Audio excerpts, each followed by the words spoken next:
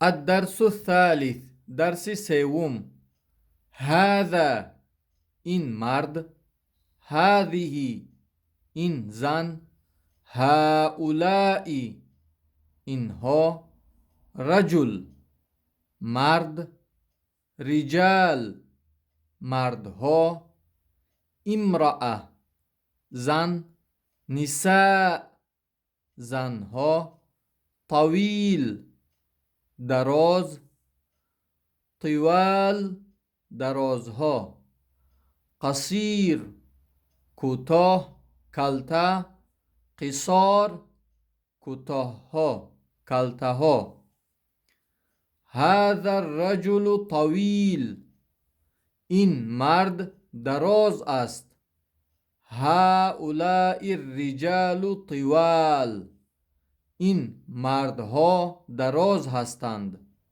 هذه المرأة قصیره این زن کوتاه است، کلته است. هؤلاء النساء قصیرات این زنها کوتاه هستند، کلته هستند. هذا الرجل کبیر این مرد کلان است. هؤلاء الرجال کبار این مردها کلان هستند. هذه المرأة صغیره این زن خرد است، میده است. هؤلاء النساء صغیرات این زنها میده هستند.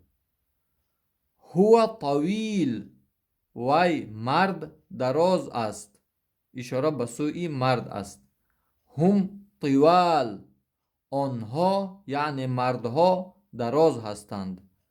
انت قصیر تو کوتاه هستی، این هم اشاره به سوی مرد است. انتم قصار شما کوتاه هستید، کلته هستید. انا طویل من دراز هستم.